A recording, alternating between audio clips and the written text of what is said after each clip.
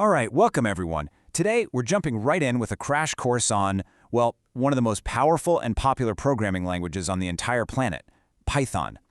So, let me ask you a question.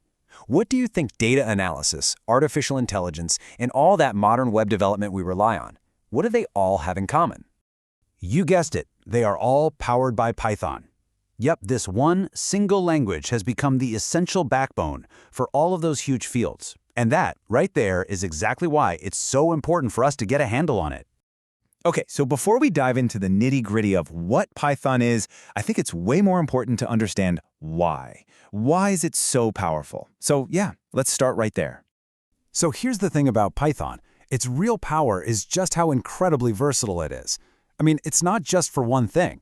You can use it to build the back end of websites, you can automate all those boring, tedious tasks, you can analyze mountains of data, train AI models, even develop full-blown software. It's really like the Swiss Army knife of programming languages. And yeah, while it does a ton of stuff, its impact is absolutely massive in a few key areas. You'll see huge chunks of the tech industry relying on it for web development and automation. But honestly, it's in those explosive fields like data, AI, and machine learning where Python is just the undisputed king. There's really no contest. All right, so we get why it's a big deal. Now let's look at how it actually works. We're going to break down the basic building blocks, kind of like learning the alphabet and grammar of a new language. Okay, the most fundamental concept in pretty much any programming language is the variable. The easiest way to think about it, it's just a container. It's like a labeled box where you can stick a piece of information, a name, a number, whatever, so you can use it later. So what can you actually put in these boxes? Well, to get started, there are three main types you need to know. You've got integers, or int for short. Those are just whole numbers. Then you have strings, or str. That's for any kind of text. And finally, you have booleans, or bool, which are super simple. They're just true or false. Okay, so you've got your data stored in variables. Now you need to actually do stuff with it, right? That's where operators come in. If variables are the nouns, then operators are the verbs of Python. They're the symbols that let you do things like math, compare if two values are equal, or even combine conditions with words like and or. So, we've got our nouns and our verbs. Now we can start building some really intelligent sentences. This next part is all about what we call control flow. Basically, how you can make your code smart enough to make decisions and repeat tasks all on its own. Have you ever wondered how a program actually, decides what to do? Like when you click a button in an app, it's constantly making choices based on what you do. It's not magic, it's all about logic. And the way it does that is with conditional logic, using just three simple keywords: if, elif, which is just short for else if, and else. This is what lets your code check if something is true, and then act on it. Kind of like how we make decisions every day. This is the absolute foundation of making smart programs. And what about doing things over and over again?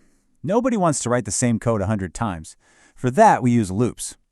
There are two main flavors. A for loop is your go-to when you know exactly how many times you need to do something, like going through every item on a shopping list. A while loop, on the other hand, is for when you don't know. It just keeps on running as long as a certain condition is true. Okay, this next part is where Python really starts to get powerful and lets you build big things. I mean, writing code line by line is fine for small stuff, but if you want to build something really complex, you have to get organized. So let's talk about working smarter, not harder, by making our code reusable. Our first tool for getting organized is the function, and it's all about one word: reusability. Think of it like a recipe. Instead of writing out the instructions for baking a cake every single time you want one, you just write the recipe down once, give it a name, like chocolate cake recipe, and then whenever you want to bake it, you just say, use that recipe. It's so much more efficient. Now, if we take that idea a step further, we get to something called classes. This is the heart of what's known as object-oriented programming. So if a function is like a recipe for a single task, a class is like a full-on blueprint for an entire object. Think of a blueprint for a car. It would define everything a car needs, like its color, its top speed, and everything it can do, like accelerator, brake. It bundles all that data and functionality together in one neat package.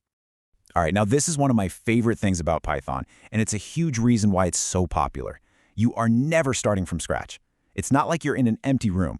It's more like you're walking into a massive workshop that's already filled with amazing tools. So let's take a peek inside Python's endless toolkit. So what's in this toolkit?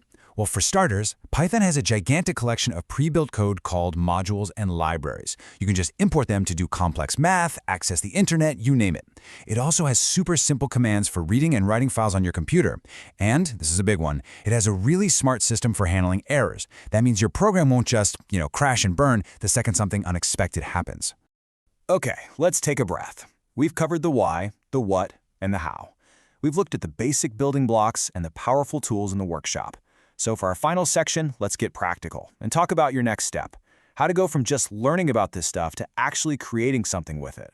And honestly, getting started is way easier than you might think. It really is this straightforward. You just go to python.org, download the latest version, install it, grab a free code editor, there are great ones like VS Code or PyCharm, and boom, you're ready to run your very first script. I'm not kidding, you could be writing your first line of code in the next 10 minutes.